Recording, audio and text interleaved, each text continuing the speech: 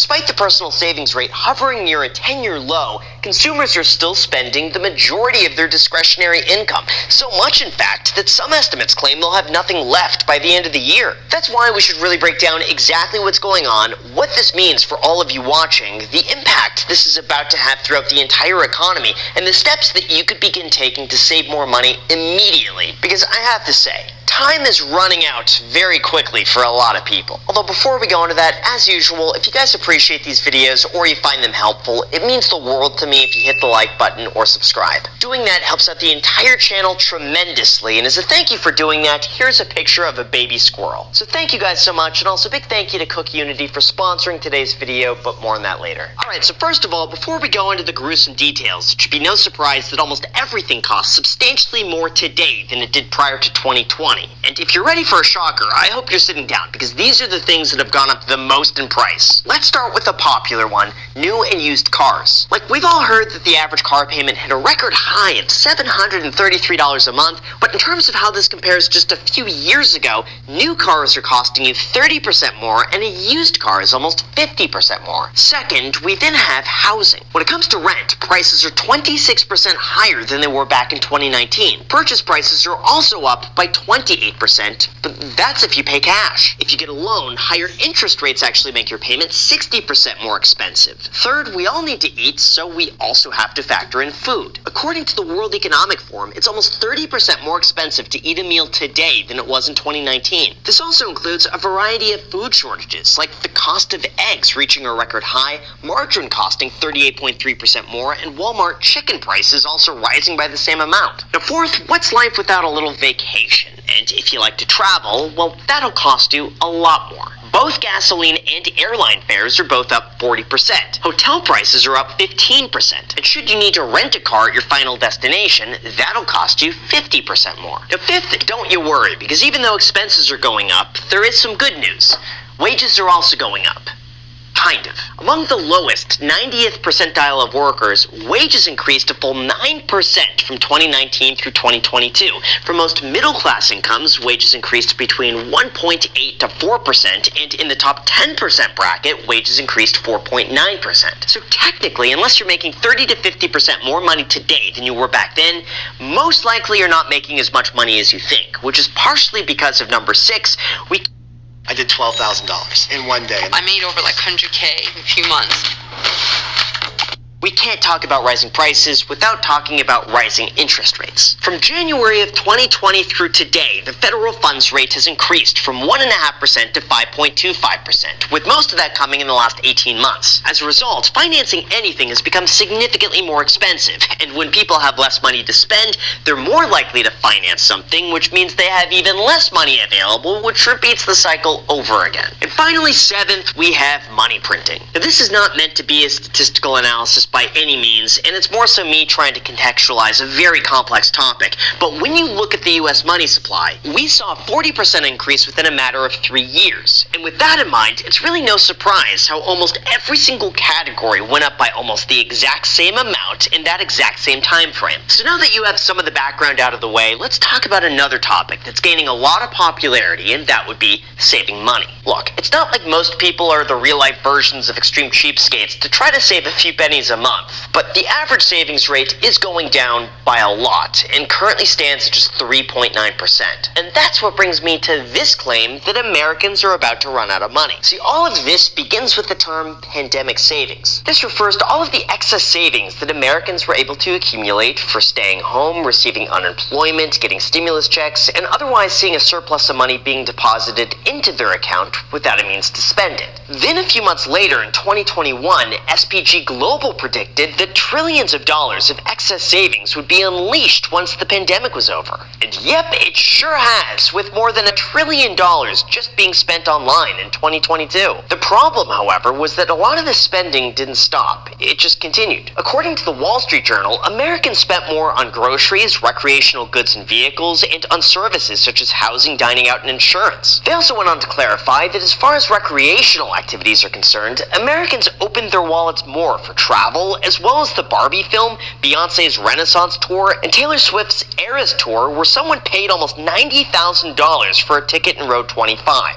Why would you do that? Anyways, you could see since the pandemic, spending across almost all categories has increased between 20 to 50%, often beyond the rate of inflation, meaning Americans are running out of money, and that causes people to wonder, how long could this last? And how cool is it that Taylor Swift just made Travis Kelce famous? Okay, jokes aside, in terms of when Americans will run out of money, it really just depends on who you ask. Like Bank of America went on record to say that in September, median household savings and checking balances were up by more than 40% relative to 2019 for low, medium, and high-income households. Chase Bank also tends to agree with this, pointing out that across their customers, the median bank balance across all income groups still remained between 10 and 15% higher at the end of the first quarter of 2023 than at the end of 2019. However, separate research from the San Francisco Fed suggested that Americans have burned through more than 90% of the excess savings they amassed in 2020 and 2021. What little remains, the economists estimate, is likely to be gone by the end of September, which, as I'm sure you've noticed, has already passed. Other Federal Reserve members had also previously predicted that excess savings would be running out earlier this year, which again proved to be inaccurate. Although the real answer tends to be that it's just impossible to tell. For instance, Goldman Sachs believes that there's very little reason to think that households will ever get through their excess savings completely. But by and large, regardless of the studies, American finances are seemingly only getting worse, and in terms of where things are falling apart.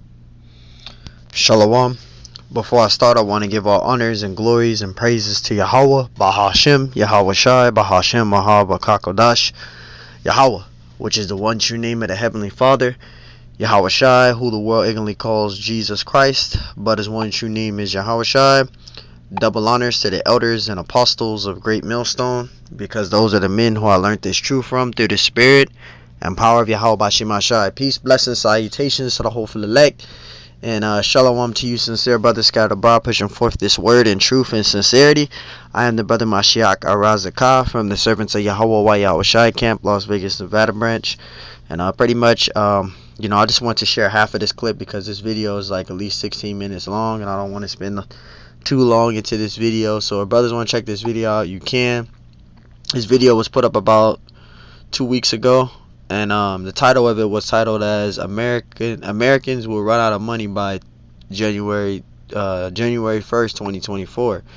And the thing about it is that the inflation that he's talking about is, I believe, to be accurate. Looking at the prices of things. And I'm going to give examples in this lesson to show like an example of inflation. And I'm going to give the definition out of inflation. But there has been a tremendous inflation since after the pandemic. It has been a huge inflation. So I'm going to read this, and then we're going to get some examples, and then we're going to go into some definitions, and then get some scriptures out. So Lord willing, this lesson is edifying. It says Americans are running out of money by 2024. See, and the thing is, there's been a extension out till November 17th, because there was going to be a shutdown last month. But what they wind up doing was extending it until November 17th. So now we know that we're headed into the world economic collapse. All right, there's a lot of things that's going on in the economy, inflation, all these things, the money system, the debts, etc. So let's continue. It says pandemic savings, and we're going to go into pandemic savings as well, Lord willing. Hopefully I don't forget, because pandemic savings was pretty much doing the stimulus checks, etc., things like that, like the individual was saying in the video. It says pandemic savings are running out, and all the expensive savings that America has accumulated is going away. So this is going into the global economic collapse. All right. And it says researchers from the San Francisco Fed suggested that Americans have burned through more than 90% of expenses savings. All the stimulus checks, all these different things because of the pandemic. It says they amazed in 2020 and 2021 what little remains. It says the economics it says estimate Salakia. The economist estimate is likely to be gone by the end of September. Well, September passed already, right? And it says other Federal Reserve members have also previously predicted that the expense savings would run out early this year. It says which proved to be inaccurate. There's also an investor survey which concludes that Americans were forced to run out of money, but this time it would happen in January of 2024. So that's what they given an estimate of. The money's supposed to run out by January 1st, 2024. All right, so we don't know. We see what the Spirit of the Lord gives, but that's pretty much estimate on them having the money. I guess the money's supposed to be running out is by January 1st. But we'll see. It's easy to say one thing and then it doesn't happen. So, in this lesson, I'm just going to say, this is the estimate. They saying that. So, we'll see by then. It says, however, it really depends on who you ask. Bank of America went on record to say that in September, median household savings and checking balances were up by more than 40% relative to 2019 for low, minimum, and high income households, according to them. This is a reflection on how strong the job market is, which gives people the confidence to continue spending, right? And spending has been a huge issue in this place called America, especially when it was at the time of the pandemic. People was doing EDD, people was getting money, etc., and just spending like it was just a thing to do. But I'll read enough of that. If brothers want to go back and read the rest of that, read the rest of this, you can. I don't want to make this video too long. I already played 10 minutes of this. So let's get to the edification now. Inflation, and I looked this up. What is inflation? I'm gonna go back real quick. It says inflation. Inflation measures how much more expensive a set of goods and services have become over a certain period. It says usually a year.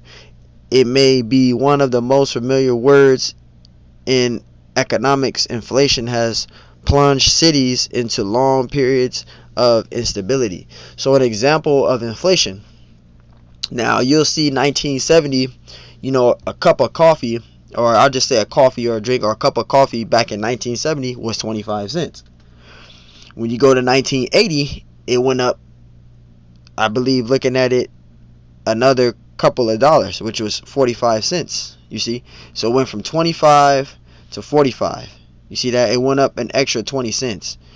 Then 1990, it went up to 75 cents. You see that? Then it went up in 2000, $1. Then it went up to 2010, $1.25, and then it went up again in 2022 as $1.85. So you see the inflation? That's an inflation. It's the same thing that happened with gas. Gas is another example. Back in the day, gas was 10 cents a gallon, and through time of the years, it went up. Now today, gas is damn near $5, $6, $7, $8. That's inflation. So anything you see of prices going up on stuff, that's inflation. Whether it's housing, whether it's food.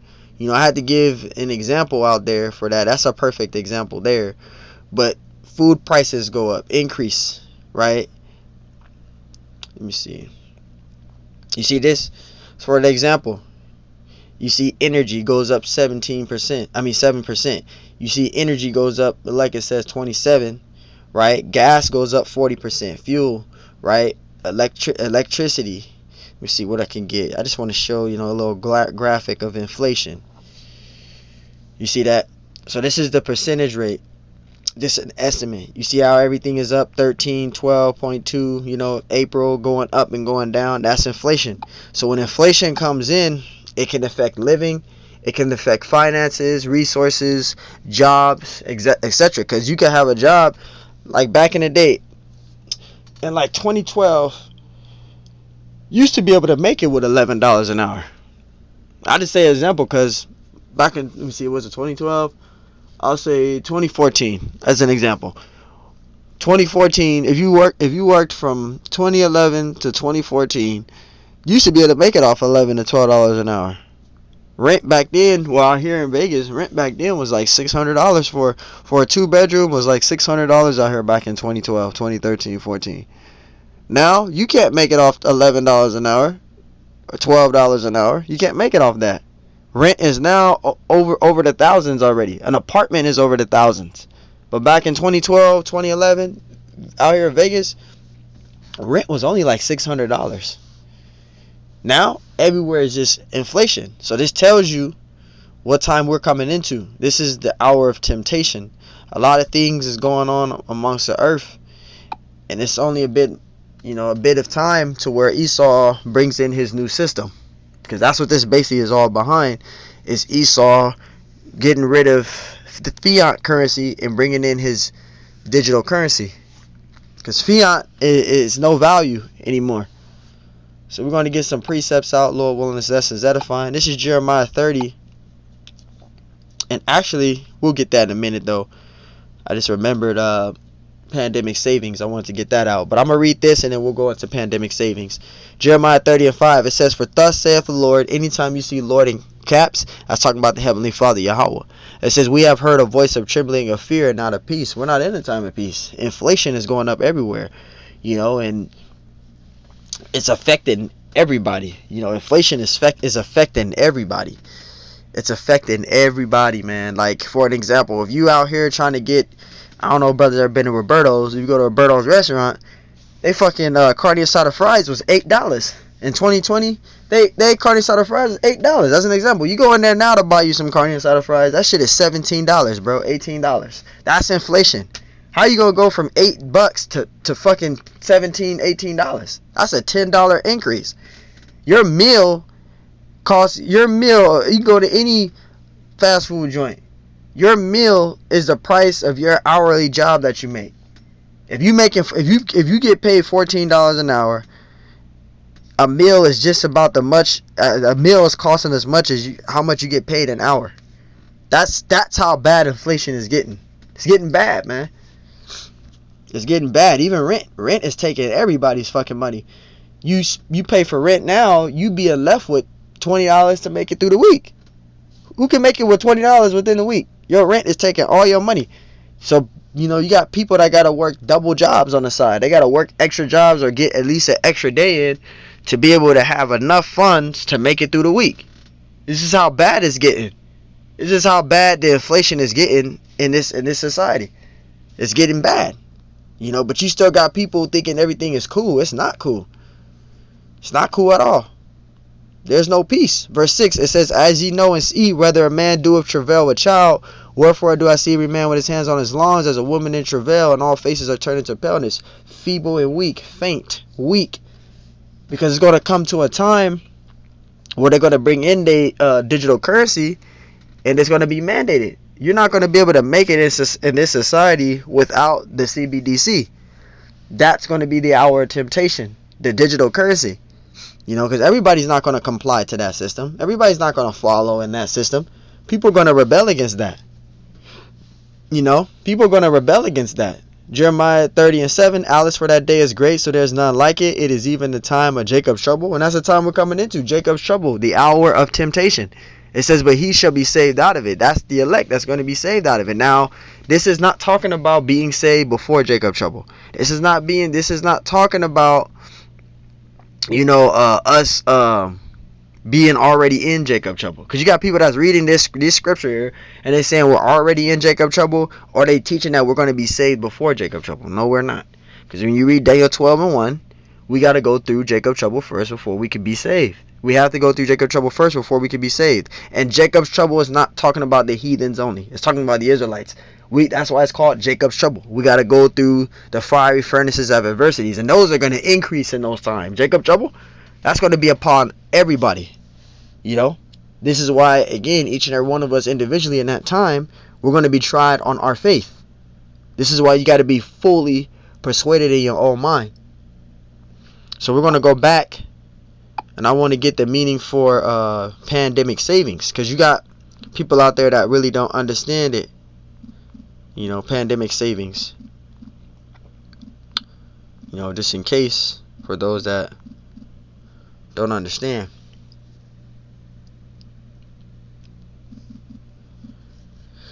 Pandemic savings.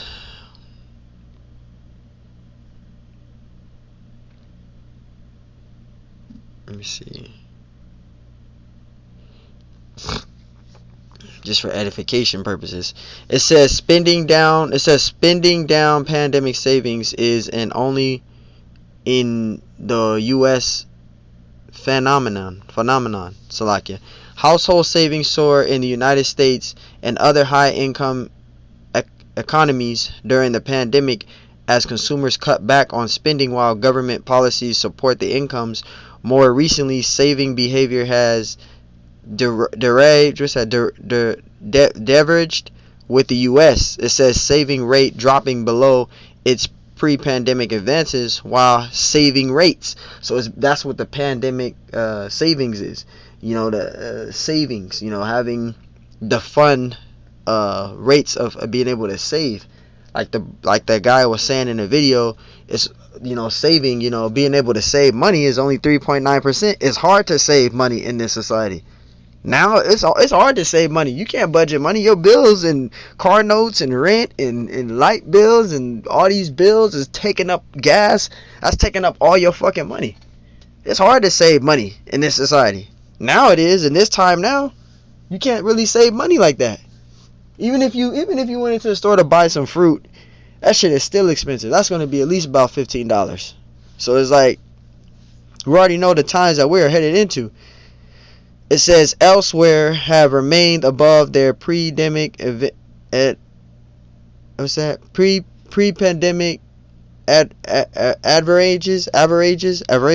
Salakia.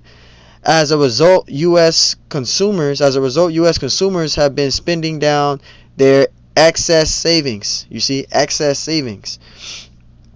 And actually, we'll get that for those that's trying to understand excess savings. And it says excess savings calculate as the accumulated difference between an actual person's savings and the trended implied by data for the 48 months leading up to the first month of each recession, as defined by National Bureau of Economic Research. Alright, so excess savings. It says build up during the pandemic while the excess savings abroad remain untapped. This divergent behavior helps explain why the U.S. GDP has returned to its pre-pandemic trend path, even as GDP levels in the other high-income economies continue to run well below the trend. So that's the meaning of spending, where it says Salakia, pandemic savings. All right. So that's pretty much what that is, man. It's pretty much of the spending, you know, because I don't want to make this video long. So it's not looking good here in this place called America. It's not looking good here. There's going to be a global economic collapse, and Salakia.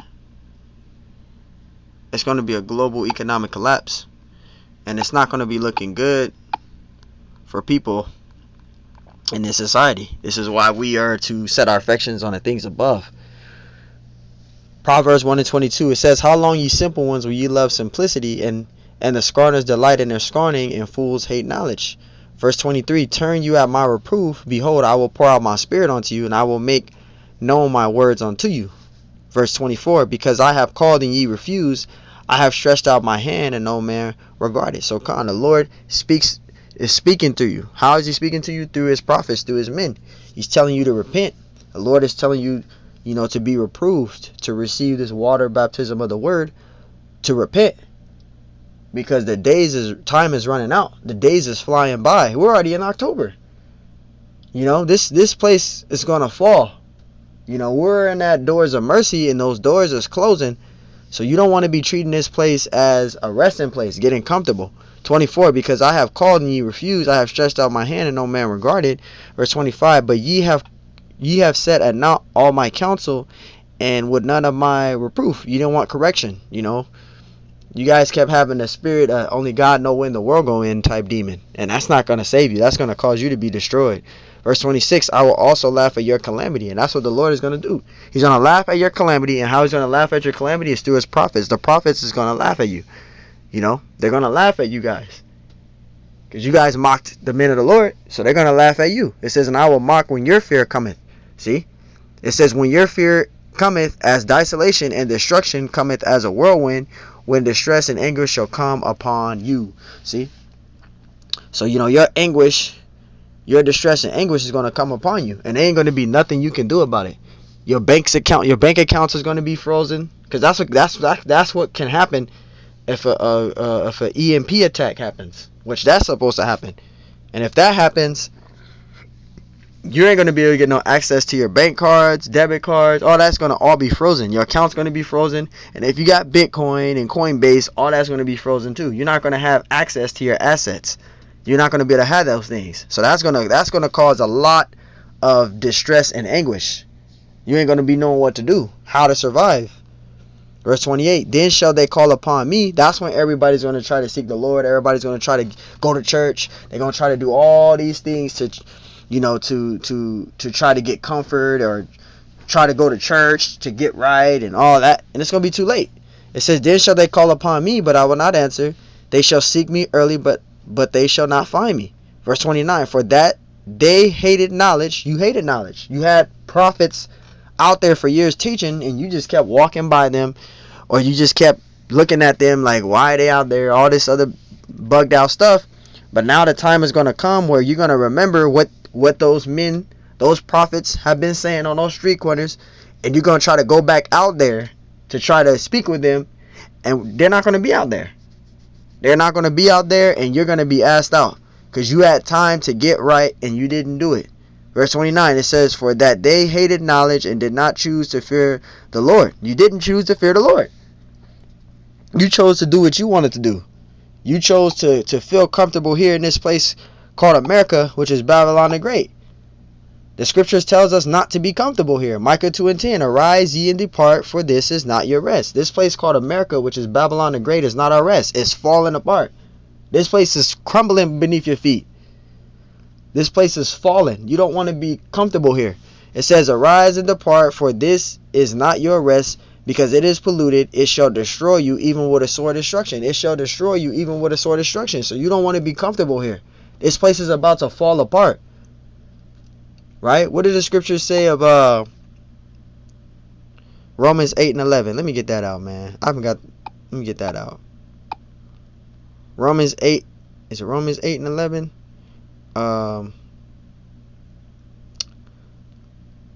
It's a lot, yeah. I think it's Romans 9 and 11. Let me see. Nah. Salakia. Romans 13 and 11, it says, in that knowing the time that now is a high time to wake up out of sleep. See?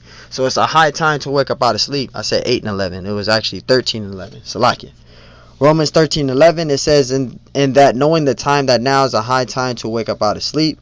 For now is salvation nearer than when we believe. Right? It's a high time to wake up out of sleep. You don't want to still be comfortable here. You don't want to be comfortable. You don't want to be relaxed. You don't want to be thinking everything is all right. You want to be constantly embedded in these scriptures, man, and building up and growing and setting your affections on the things above and seeking out the Lord. Because there's going to come a time where you're not going to be able to get this truth no more. That goes into famine of the word. You're not going to be able to, you know, especially when the EMP attack happens. You're not going to be able to, we ain't going to be teaching no more or anything, any of those things anymore. This is why you want to be getting as much of this truth out as possible. Because we don't have much time left. We do not have much time left. And this is Revelation 14 and 11. This is Revelation 14 and 11. It says, and the smoke of their torment ascended up forever and ever. Right? The nuclear destruction. It says, and they have no rest day nor night, who worship the beast in his image, and whosoever receive the MARK in his name. See, because you're going to have those that's going to receive the MARK. They're going to receive the MARK of Esau. They're going to be MA Arcade with Esau. Alright, but you're going to have the elect. They're going to be marked with Yahweh Bashim Hashai's name. But you're going to have people that's going to be marked with Esau's name. And they're going to be destroyed. So this is why you don't want to take it. And then there's another precept I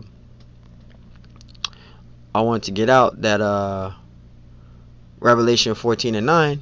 And the third angel followed and said unto them, saying with a loud voice, if any man worship the beast in his image and receive his mark in his forehead or in his hand. This is going to be that mandate when they're going to make the MOTB mandatory, right? So you're going to have that being pushed. That's going to be pushed.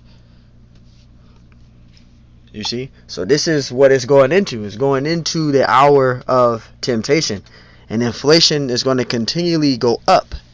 It's going to continually go up. Alright? Salakia. This is Revelation 18:2. It says, and he cried mightily with a strong voice, saying, Babylon the great is fallen, and is become a habitation of devils. Right? It says, and the hold of every foul spirit, and a cage of every unclean and hateful bird. See? So Babylon is fallen. Babylon is this place called America. It has fallen. Right? Everything in this place is crumbling underneath its feet. And this is why the Lord is going to come back, and he's going to cast his judgment on this place. Right? This is why the Lord is going to return to clean this place out. This place is wicked. Right? This place is wicked. So, hey, man, I'm not going to keep this long. Lord, one is lessons edifying. I want to give all honors and glories and praises to Yahweh, Bahashim Yahushai, Bahashim Wahab Kakodash, Yahweh, which is one true name of the Heavenly Father, Yahweh Shai, who the world eagerly calls Jesus Christ, but his one true name is Yahweh Shai. Double honors to the elders and apostles, a great millstone, who will well teach well, because those are the men who I learned this truth from, through the Spirit and power Yahweh Shemashai. Peace, blessings, salutations to the hopeful elect, and shalom to you, sincere brothers scattered abroad, pushing forth this word in truth and sincerity. I'm the brother Mashiach Razakah from the servants of Yahweh Yahweh Shai, Camp Las Vegas, Nevada branch. The Lord willing, this lesson was edifying. Until next time I say, shalom.